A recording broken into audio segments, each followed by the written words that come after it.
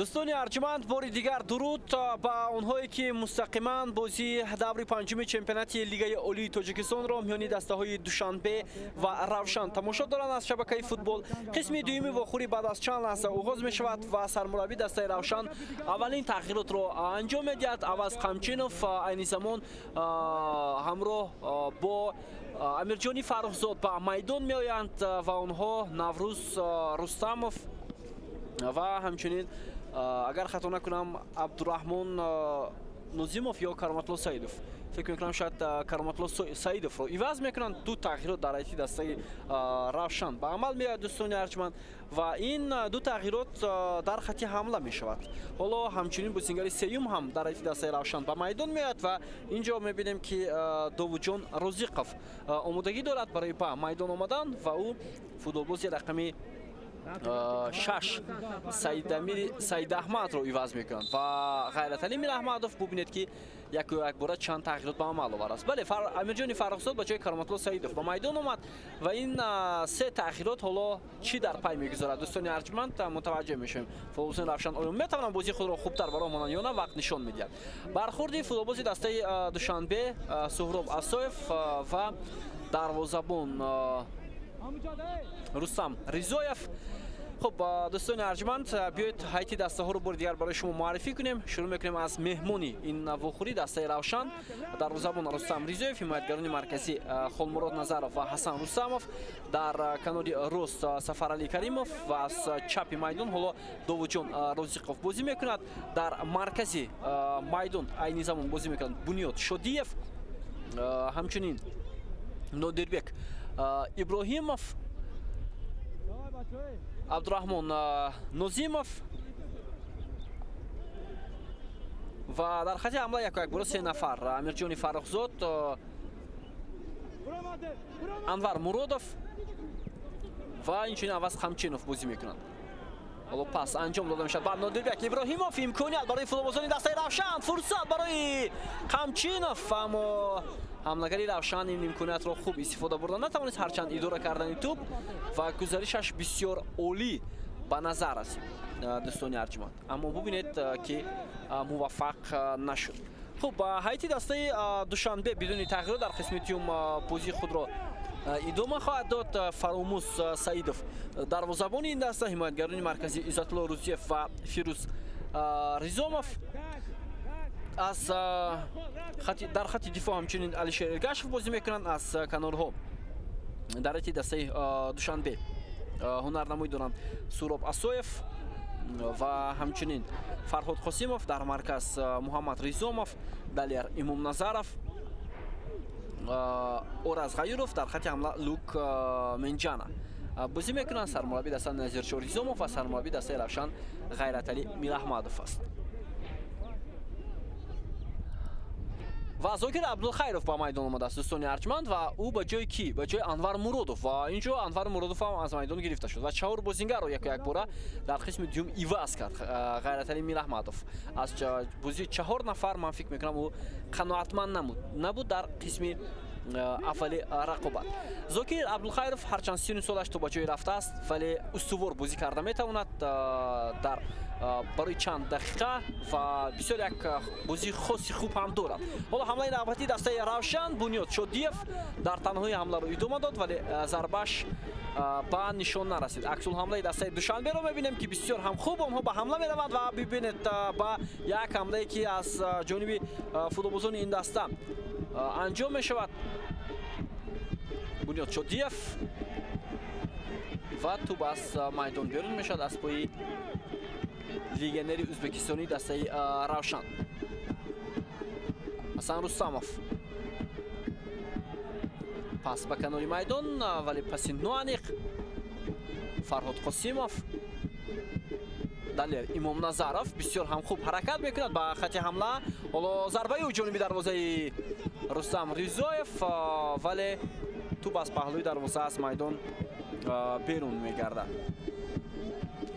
خب دوستان ارجمند ما گفتیم که روشن قبلا در جام کنفدراسیون فوتبال آسیا بازی کرده بود با دو غالبیتش در چمپیونات مملکت سالهای 2012 2013 равшан اشتراکچی جام کنفرانسی فوتبال آسیا گردید بعداً و در عموم 13 بازی برگزار کرده بود تنها یک غلبه دارد و در 12 بازی با شکست مواجه شد این نتیجه خوب نیست البته و ما مطمئن هستیم که نتیجه 7 سال پیش 8 سال پیش دسته равшан در جام افریقا تکرار نمی شود و آنها باز نتیجه های خوبتر نشان دادن می توانند چون که امسال равшан کلاً دیگر است و اگر با همان برآمد равшан در جام کنفرانسی فوتبال آسیا در همون زمان متوجه شویم دوستان ارجمند در واقع دسته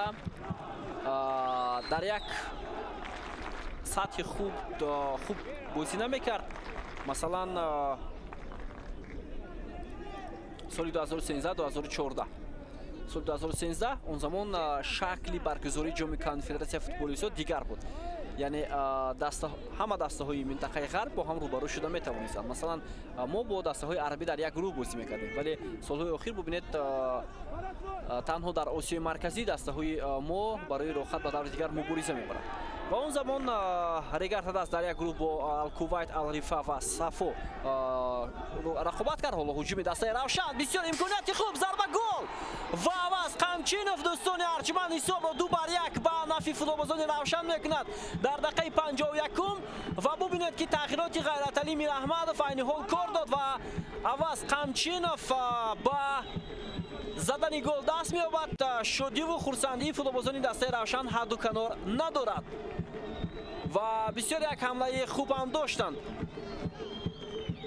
بازیگران دسته равшан و نهایت عوض قمچینوف حساب را 2-1 میکند به نفع مهمانان بیاد متوجه میشیم امیرجان فرخزاد پسی گل‌آور و دو بازیگر که در دسته равшан به میدان آمدند گل دومین دسته را تشکیل کردند بسیار یک حمله خوب ضربه بسیار خوب با کنجی دروازه روان شد فراموش سعیدوف نتوانست در ضربه زده عوض قمچینوف مقابلت نشان دهد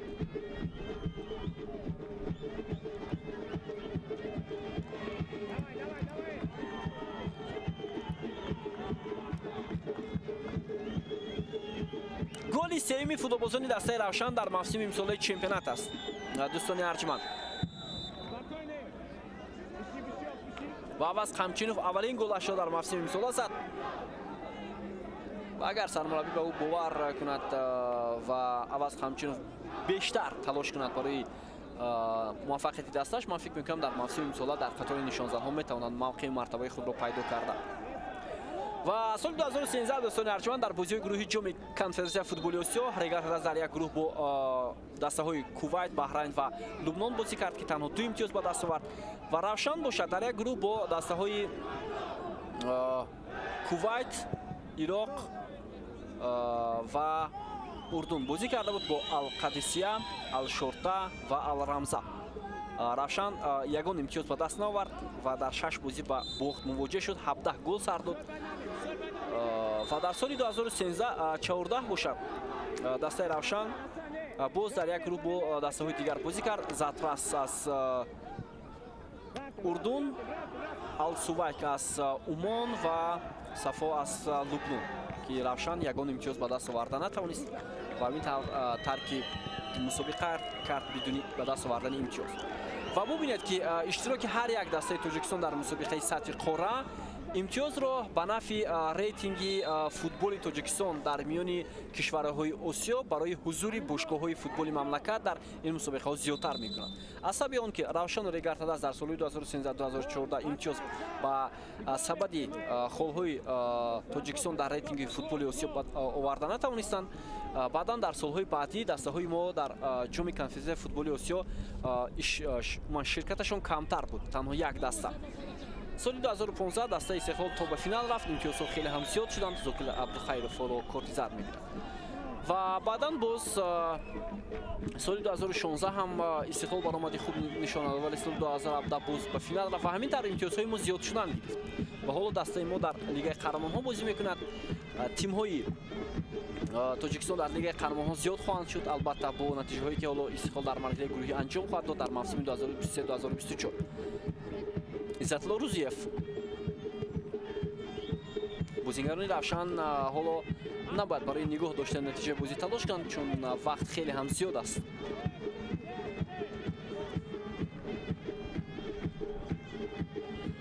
ҳоло мухлисони дастаи равшан дар минбари муқобили варзишгоҳ зиёдтар мешаванд ва онҳо дастаи равшанро дастгирӣ хоҳанд кард дар ин бозии ҳассос.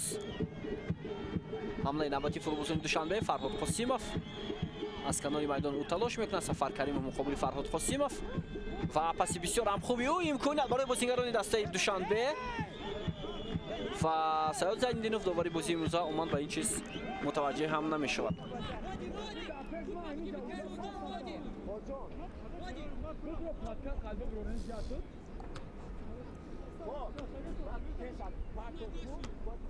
гузариш бисёр ҳам хуб буд. футболбозони дастаи Душанбе натавонистанд беҳтарин лаҳзаро барои тими худ ба миён оварда.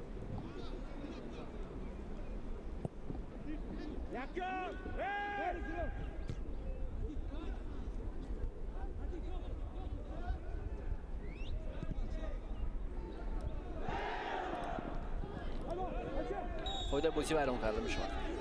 муқобили футболбозии дастаи Равшан. бозингари рақами 13 даста Аваз Қамчинов муаллифи голи дуюми дастаи Равшан дар бозии имрӯза.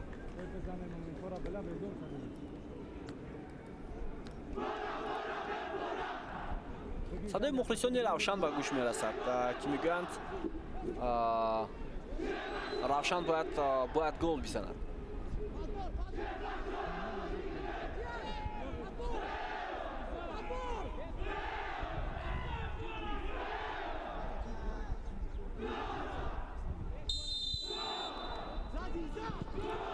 партоб ба ҷаримагоҳи дастаи Душанбе. фурсат буд барои Аваз Қамчинов. беҳтарин лаҳзаро Аваз Қамчинов аз даст дод ва ҳоло метавонист голи дуюмро ба самар расонад. Зокир Абдулхайров бисёр як паси хуб дод ба ҷаримагоҳи дастаи Душанбе.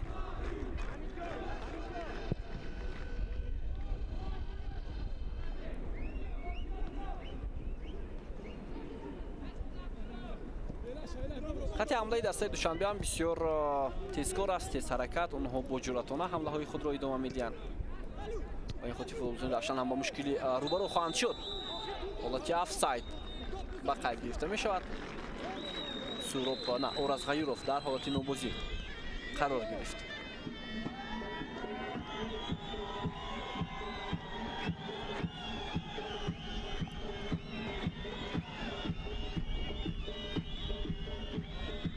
Абдураҳмон Нозимов. футболбозони дастаи Равшан бо туп.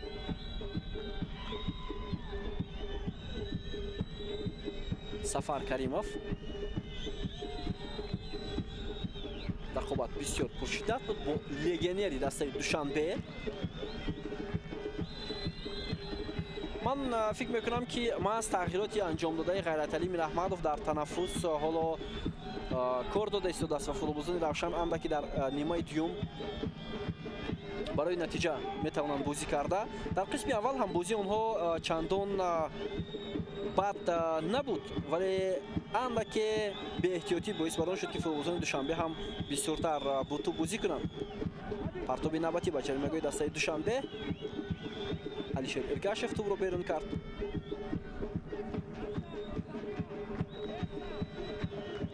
Розиқов. Абдураҳмон Нозимов. Зокир Абдулхайров.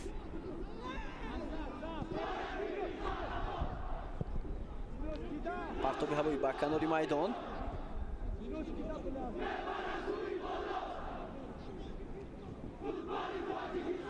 фурсат ҳаст барои футболбозони дастаи Равшан ва ту ба аллакай аз майдон берун шудааст. Зокир Абдулхайров инҷо осеби ҷиддӣ гирифтааст. маълум мешавад ки ӯ аз пои худ осеб дорад.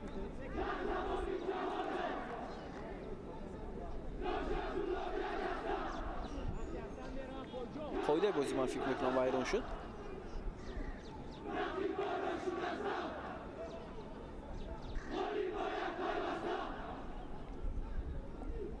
ҳоло биёед متوجه میشیم با تغییراتی که در ایتی دسته دوشنبه انجام داده می شود. حالا آمادگی دارد 2 نفر فوتبالبازی این دسته.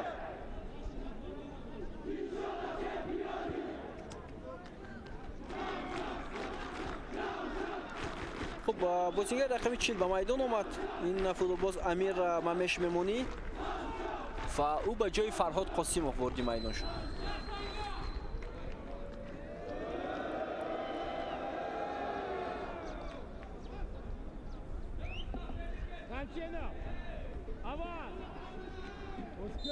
خب با فوتبالباز رقم 31 لیگنر اون عربجی او هم وارد میدان گردید و دانیل تگرو عوض کرد.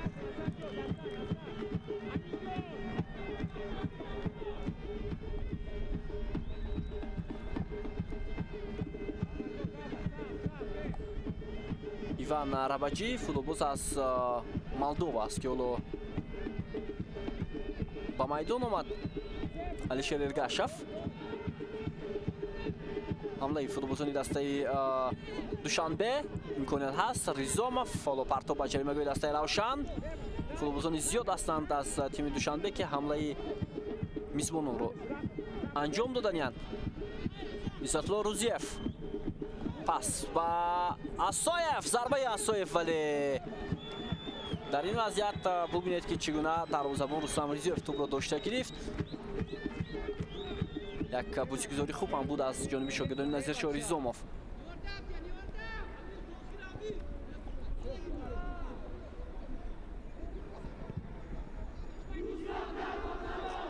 با توپ باز هم بازیگران دسته دوشنبه فرصت هست.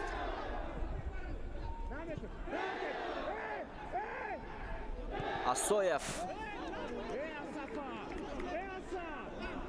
اما به نتیجه در نیمه اول سهراب اسایف در کنار چپ بازی میکرد و حالا در کنار راست بازی دارد. فکر میکنم با تغییراتی که در ایتی دسته دوشنبه انجام شد.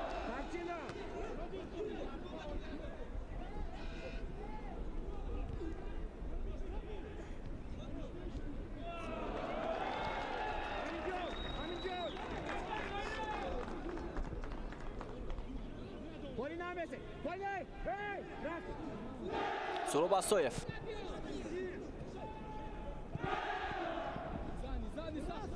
امکانیت هست برای بازیگران دسته دوشنبه. خیروف بود، حالا پرتاب دلیر امام نظرف، ضربه اجرا می شود از جانب لوک اما بالاتر از دروازه روشن از میدان بیرون میگردد. پرتاب‌های دلیر امام نظرف همیشه خیلی خفناک برای حریفان می نماید و این دفعه ببینید که چگونه ارسالی خیلی هم خوبی هوایی داشت این فوتبالباز، ولی ضربه لوک منژان بالاتر از دروازه از میدان بیرون شد.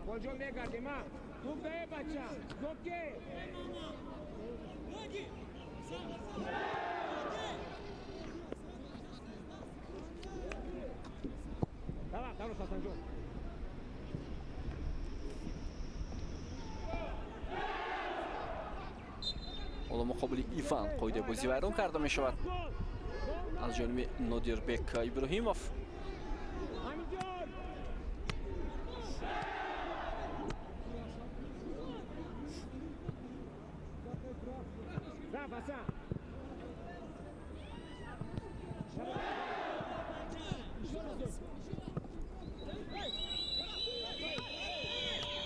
بسیار امکانیتی خوب هم است برای فوتبالبازان دوشنبه. دلیر امام نظرف اونها اشاره میکنن که تو به دست بازیگری دسته روشن رسیده است.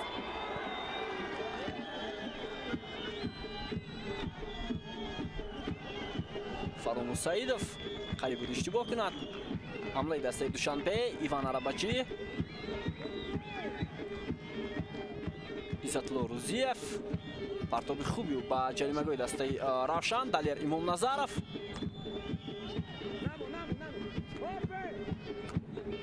پاس به قفا علیشیر ارگاشف، دلیر امام نظرف و توپ از میدان بیرون می شود.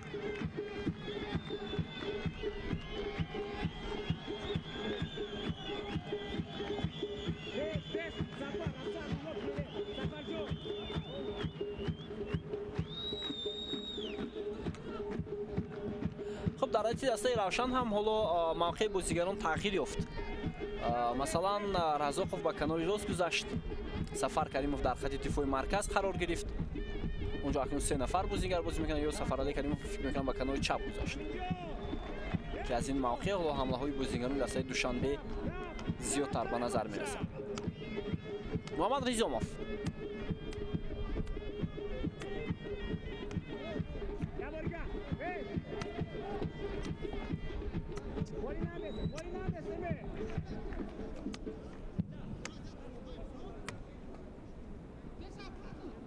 İzzatullo Ruziyev, Firuz Rizomov,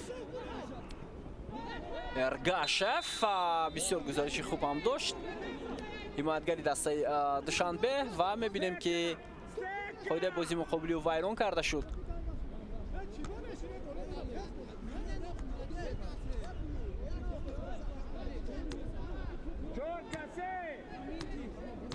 میبینیم که چگونه دقل بازی کرده شد مقابلی واقعا هم از جانب عبدالرحمن نازیموف. و اینجا اون حالتی که توپ به دست بازیگر روشن رسید، اما اینجا با کتفی او رسید و چیزی دیگر اون بود که الکی بازیگر دسته روشن دستان خود در پشت خود نگاه داشته بود و داور به این چیز خوب متوجه شد و ضربه 11 متره نداد.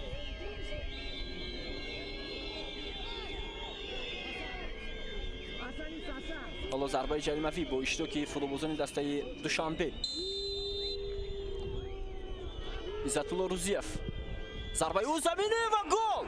و ببینید چگونه گل زیبا از جانب عزت‌الله روزیف دوستان ارجمند.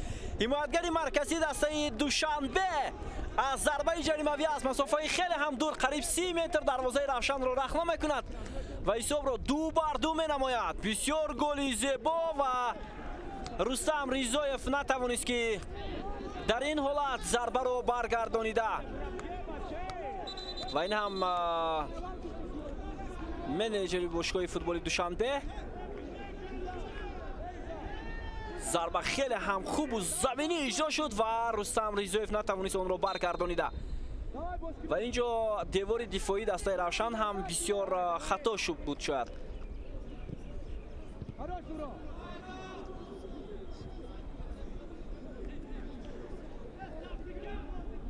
دو دفعه فوتبالبازان دسته دوشنبه که از حساب خفا بودند توانستند حساب رو برابر کرده.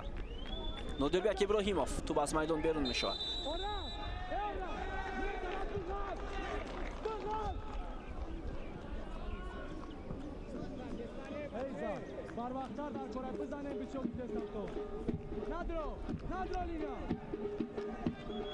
بنیاد شادیف، حمله نوبتی دسته روشن، گزارش بنیاد شادیف ولی دروازه‌بان دسته دوشنبه توپ رو داشت.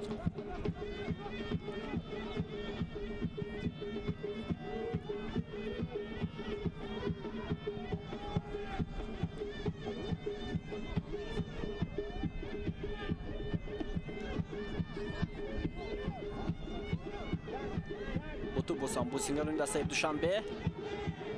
ایوان عربکچی، پرتابی او بسیار هم خوب بود و صاحبان میدان نتوانستند زود حمله خود را انجام بخشیده.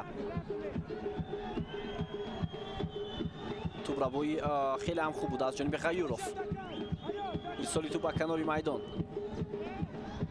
امیرجان فرخزاد داور اشاره میکند که هم از روی قاعده است و او مقابل علیشیر ارگاشف بازی کرد.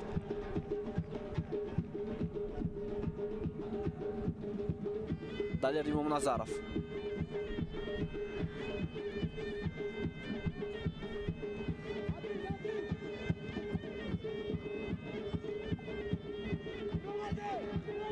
با تو بازیگران دسته دوشنبه.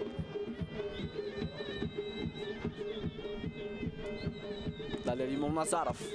حمله دسته دوشنبه ادامه میکند. پس به کنار فرصت بود، امکانیتی بسیار موفق ولی تو بالاتر از دروازه روشن از میدان بیرون می شود.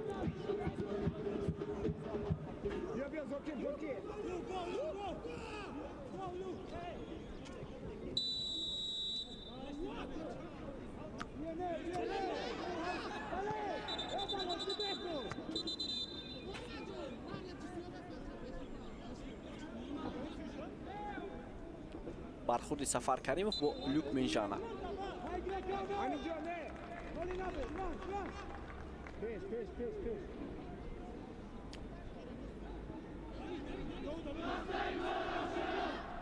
خب بازیگر عوض شد دوستان ارجمند.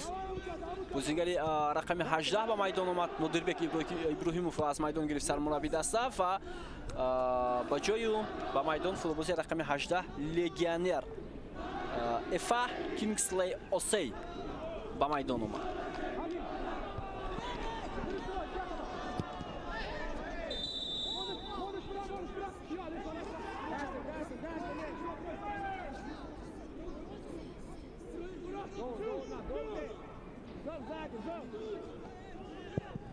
партов бисёр хуб буд. аваз хамчинов метавонист ба тарзи дигар ин ҳолатро хуб ҳам идора кунад.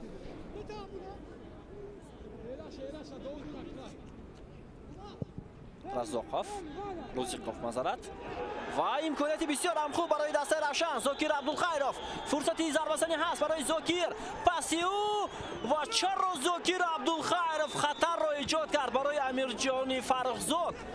ҳолон ки метавонист зарбаро иҷро карда, ҳолон ки метавонист ба тарзи дигар ҳамларо идома бахшад, аммо зокир абдулхайров аз ин фурсате ки бисёр қулай буд барои равшан хуб истифода бурда натавонист.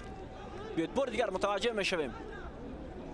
беҳтарин лаҳза ана дар ҳамин маврид иҷроиши зарба ҳам хуб буд ва пас бисёр ҳам тезсуръат тезкор иҷро гардид. ва ин ҳам бозигарони эҳтиётӣ дастаи равшан ки дар қисми аввал бозӣ карданд, дар қисми дуюм дар қатори умуман истифода нашуданд. саидамири саидаҳмад, дӯстони арҷманд, ҳамчунин боз чанд футболбози дигар ва ин футболбозони эҳтиётӣ дастаи душанбе ҳастанд. саидамири саидаҳмад дар қисми аввал бозӣ кард. кароматулло саидов, наврӯз рустамов, анвар муродов ки дар курсии эҳтиётӣ ҷой доранд.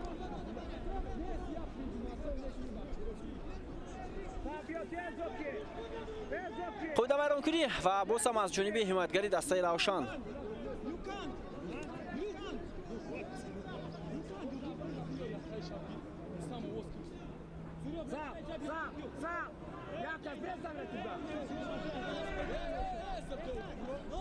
ҳоло зарбаи ҷаримавӣ ба фоидаи соҳибони майдон.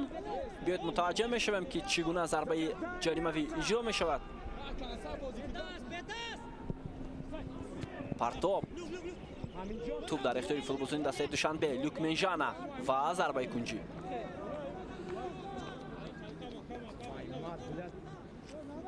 албатта ҳамаи ин бозиҳоро ки ҳоло панҷ бозии худро равшан сипарӣ мекунад, бояд қабл аз бозиҳои ҷоми конференсияи футболи осиё онҳо бояд фаромӯш созанд ва куллан ҳама чизро аз варақи тоза оғоз кунанд. чунки дар ҷоми конференсияи футболи осиё онҷо ду бозӣ мекунад равшан ва дар ду бозӣ 6 хол зарур аст барои ин даста ва 4 хол ҳам метавонад бо фарқияти голҳо ҳам барои ин даста натиҷаовар бошад. ба ин хотир дар ду бозӣ натиҷаи муҳим барои шогирдони Ғайраталӣ Мираҳмедов лозим аст. онҳо бояд барои рохат ба бозии плей-оффи финалии минтақавӣ талош кунанд. дар ду гурӯҳе ки дар осиёи марказӣ ҳастанд, ғолибон бо ҳамдигар барои роҳ ёфтан ба даври плей-офф талош мекунанд.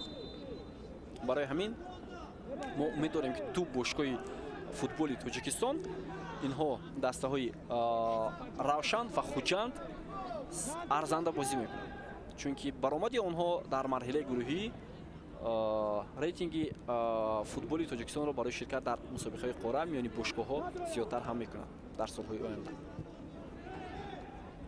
бо ту футболбозони равшан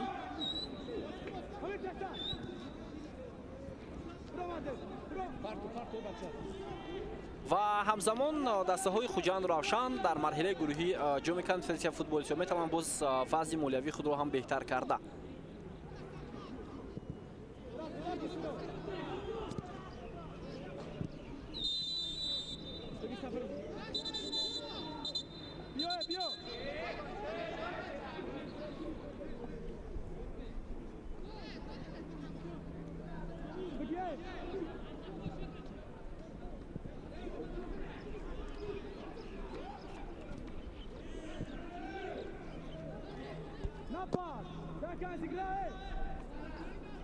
Hasan Rustamov.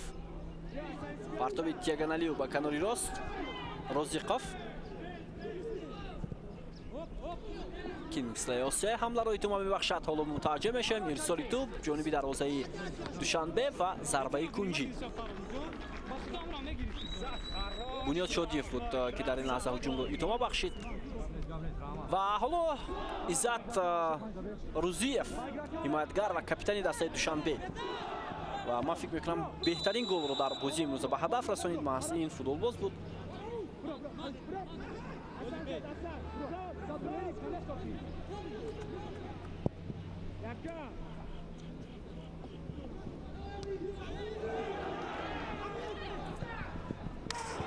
ва бубинед дӯстони арҷуманд голи сеюмро ҳам футболбозони Душанбе мезананд. ба хотири он ки мо ҳолати такрорро мутаваҷҷеҳ мешудем, ин лаҳзаро натавонистем пурратар дида ва футболбози легионери Душанбе тавонист дар ин вазъият зарбаи хеле ҳам хуб иҷро кунад ҷониби дарвозаи ҳариф ва муваффақ шуд.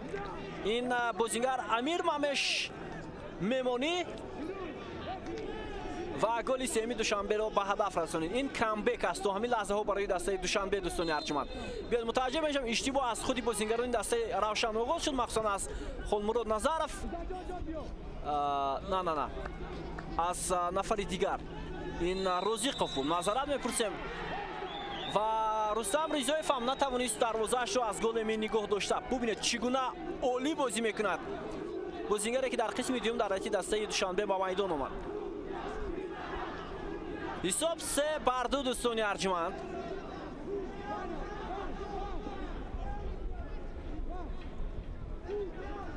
ва бубинед ки футболбозони дастаи Душанбе чӣ гуна корти зард мегирад Амирҷони Фаррухзод, чӣ гуна аз фурсатҳои голзанӣ хуб истифода мебарад.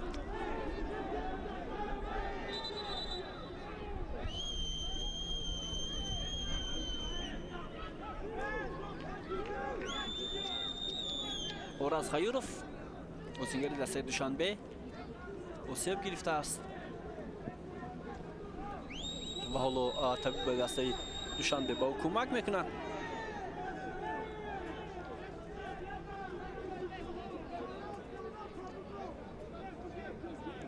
хуб ин ҳам гурӯҳи ҳаводорон ё худ фан клуби дастаи Равшан ва Истиқлол.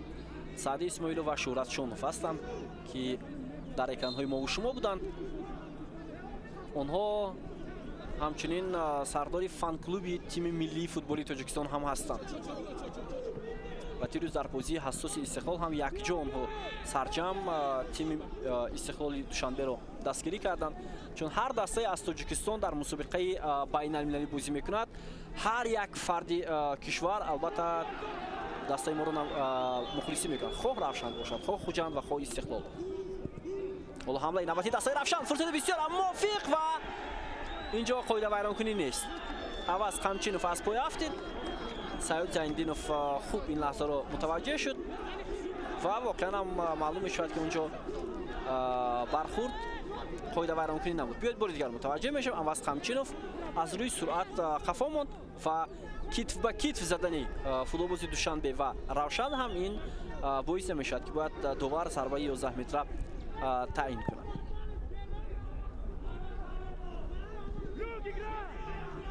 Лукменҷана ҳамлаи навбатии футболбозони дастаи Душанбе. Асоев, Иззатулло Рӯзиев, партоби Иззатулло Рӯзиев, вале дарвозабон тӯбро дошт.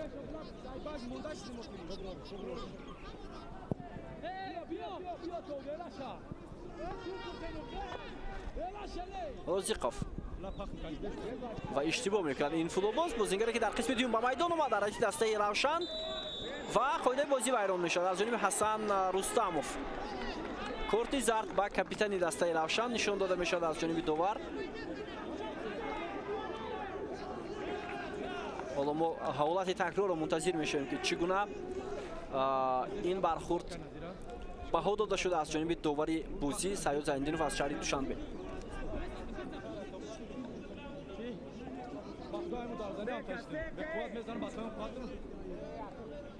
بیاد متوجه میشویم. بله اینجا خودی بازی رو ویران کرده است حسن رستموف. در حالت تکرار این لحظه خوبتر می نماید. خب ضربه جریمه‌ای این دفعه عزت روزیف در نزد توپ نیست. دلیر امام نظرов و باز یک بازیگر دیگر هم هست در حیط دسته دوشنبه که امادگی میگیرن برای ایجابی ضربه جریمه‌ای. خب این نفر محمد ریزوموف مؤلف گل نخستی دسته دوشنبه در بازی امروزه. خب بیاید متوجه میشویم این دیوار دفاعی دسته روشن است. دلیر امام نظرов ضربه میزند و رستم ریزویف ضربه رو بسیار خوب برگردانید. ضربه دلیر امام نظرов بسیار هم عالی اجرا گردید و دروازه‌بان روشن باشد سیوی عالی انجام داد و این ضربه رو برگردانیده توانست. پرتاب از کنج میدان. فوتبال‌بازان روشن زود توپ را از جریمه‌گاه بیرون کردند.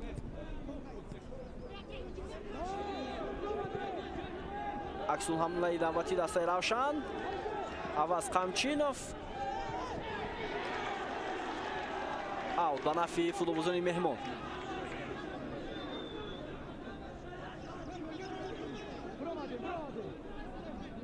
حسن رستموف و توپ را عبدالرحمن نظیموف در میدان نگاه داشته نمیتواند و این هم احساسات نظیرشاه ریزوموف لحظه به لحظه به شاگردانش دستور میدهد. سرمربی دسته دوشنبه چونکه 10 دقیقه اخیر رقابت بسیار مهم است و حل طلب برای صاحبان میدان.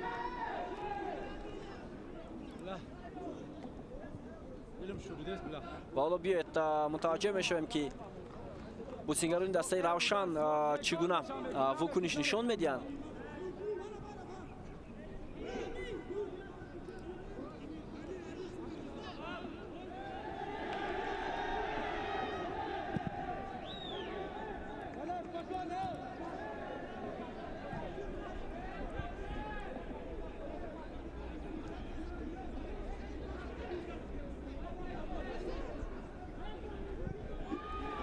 پرتاب ارسال می شود با جریمه‌گاه دسته روشن.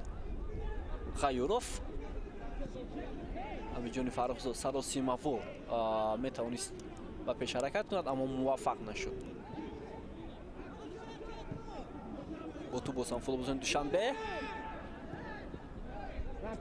اکنون مهمانان هم تلاش میکنند. ظفرعلی کریموف در مرکز فوتبال‌باز رقمی 18 اوسی کینگسلی اوت به نفع دسته دوشنبه است.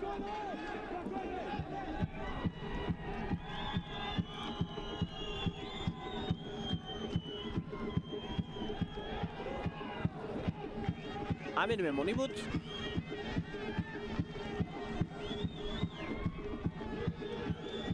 بنیاد شادیف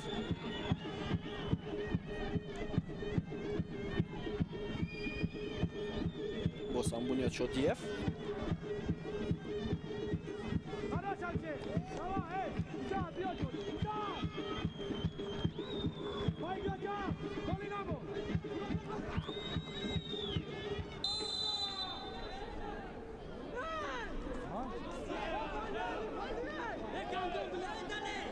و اینجا دشنام و خرخشه میانی فوتبال‌بازان سخنهای قبیح زیاد می شود در میدان و به گوش ما هم می رسد. حالا برخورد اینجا بوکی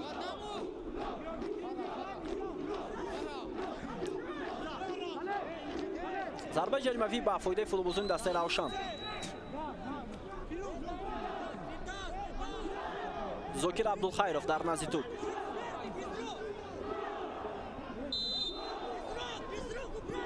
پرتاب زاکر عبدالخیرov بسیار هم خوب فراموش سعیدوف تلاش میکند.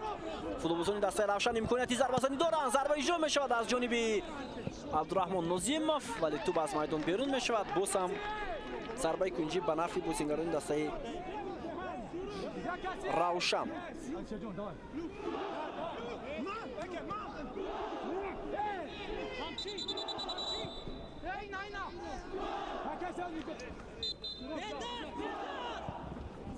پرتاب ارسال میشود با جریمه‌گاه دسته душанбе ва туп зуд берун карда шуд. хуб зиёд аз 6 дақиқаи дигар боқӣ мондааст то анҷоми вақти асосии бозӣ дӯстони арҷманд.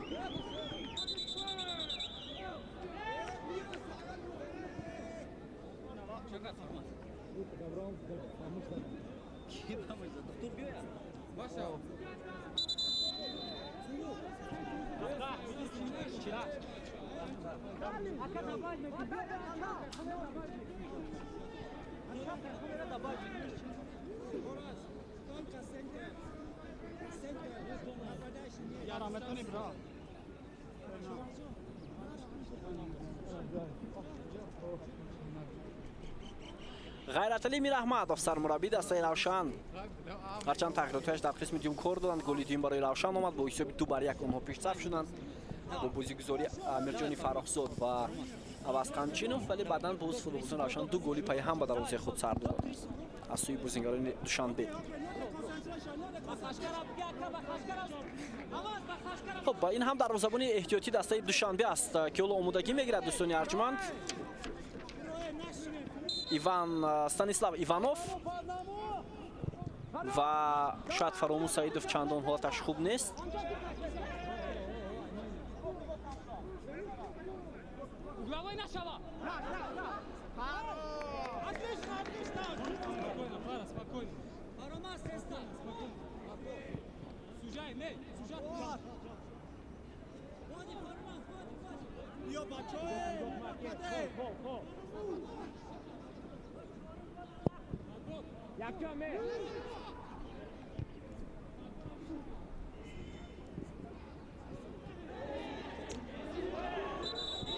бархурд зарбаи чармавӣ ба фоидаи дастаи равшан.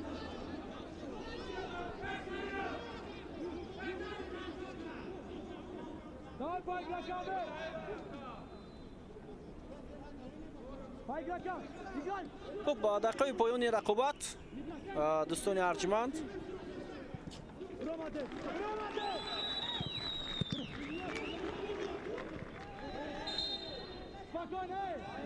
боз ҳам қоида вайронкунӣ дар ҳамон мавқеъе ки навак зарбаи ҷаримавӣ таъин шуд. имконият барои футболбозони дастаи душанбе, амир мемонӣ ва ҳоло имконият барои футболбозони душанбе ва гузариши ӯ довар ишора мекунад ҳеҷ чиз нест ва пеналти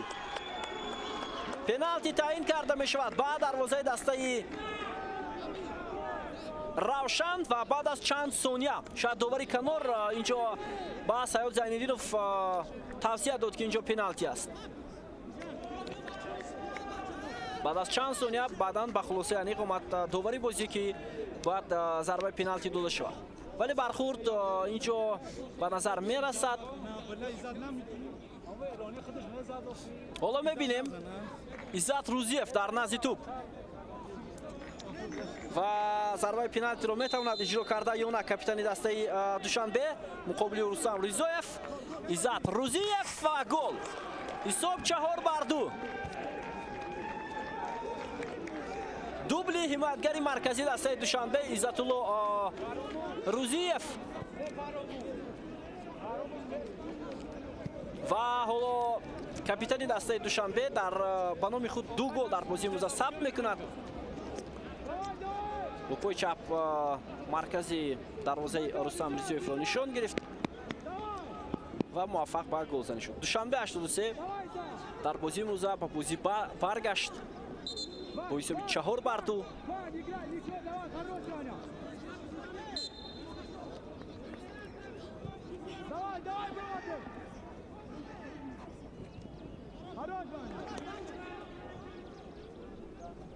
хуб душанбе 83 дар даври оянда душанбе аслан масъалат мепурсем дар даври оянда дар сафар бо Куктош санаи 8 май бозӣ хоҳад кард. тими равшан бошад дар даври ояндаи мусобиқа бо Хатлон дар майдони худ бозӣ хоҳад кард ва ин бозӣ 8 май баргузор мешавад.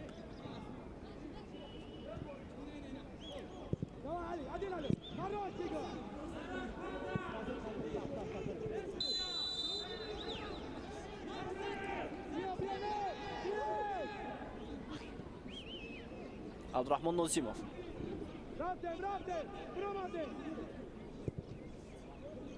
Safarali Karimov, Zokir Abdulxayrov, Hasan Rustamov. Holo ҳамлаи навбатӣ дастаи Равшан. Нозимов аз канори майдон ва муқобили ӯ қоидаи бозӣ вайрон карда мешавад. Футболбозони дастаи Душанбе эътироз мекунанд. Далер Имомназаров ва довар ба ӯ корти зард нишон медиҳад барои ин амалаш.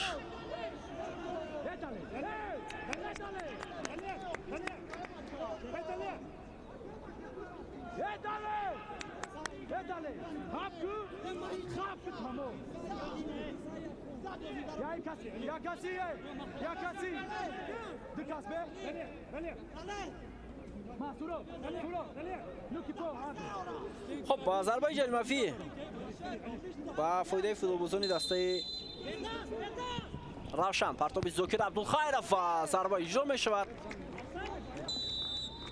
اینجا حالت افساید بود است. حسن رستمov ضربه را اجرا کرد.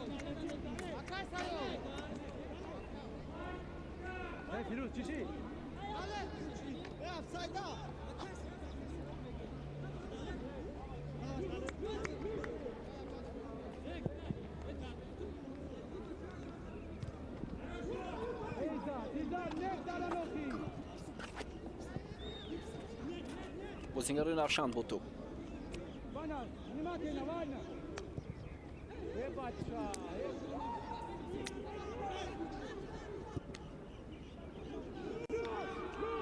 عزت روزیف توپ رو از میدان زده بیرون کرد.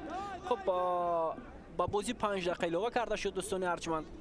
حالا در رسید دسته دوشنبه بازیگر عوض می شود و می بینیم که شاید این آخرین بازیگر است در هیئت دسته مذکور.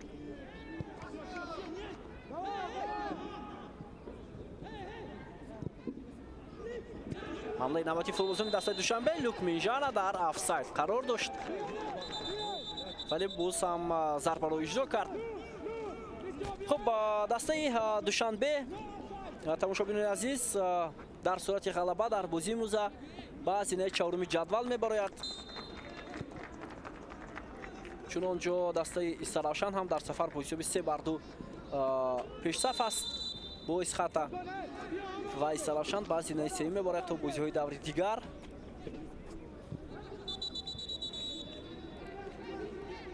بعداً استقلال بعد از بازگشت از مملکت عربستان سعودی بازی‌های خود را در دایره چمپیونات که 5 دور بازی‌اش موفق گذاشته شده بودند برگزار خواهد کرد و اونجا هم در جدول مسابقه تغییرات‌ها به عمل خواهد آمد چون که استقلال در چمپیونات یگان بازی برگزار نکرده است.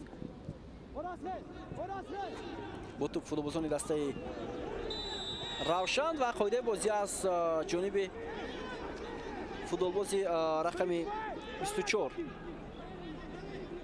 نه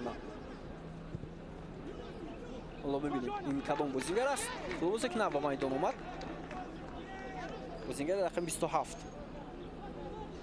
رحمانوف وایرون کرده شد.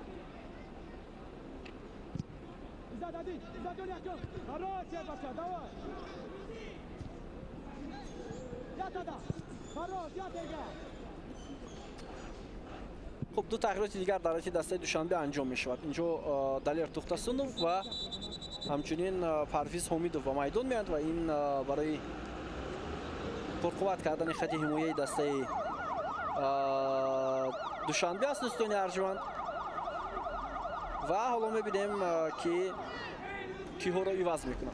بازیگر رقم 30 لوکمینجان از میدان گرفته می شود.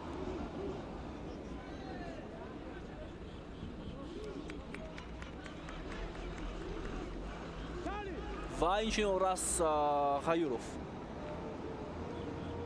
هر دو حمله‌گر از میدان گرفته شد و با جای آنها بازیگران احتیاطی به میدان آمدند.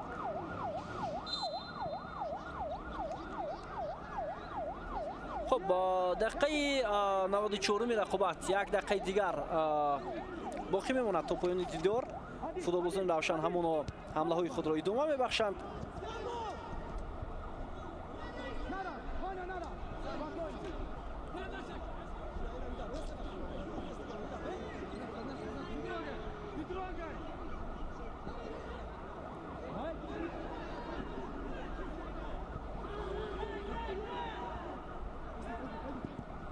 بنیاد شادیف ولی عکس‌العمل حمله دسته دوشنبه رو متوجه میشویم.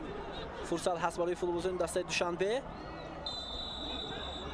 و اینجا باز هم دلیر امام نظرف دخل بازی کرد.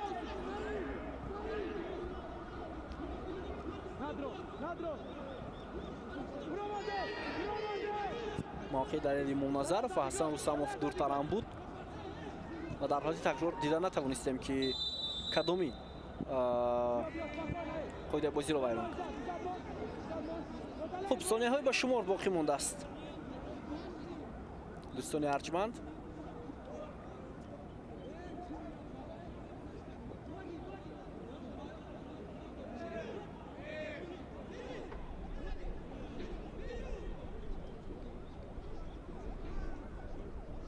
بازی دوری ششم چمپیونات تاجیکستان سنه 8 مای برگزار می شوند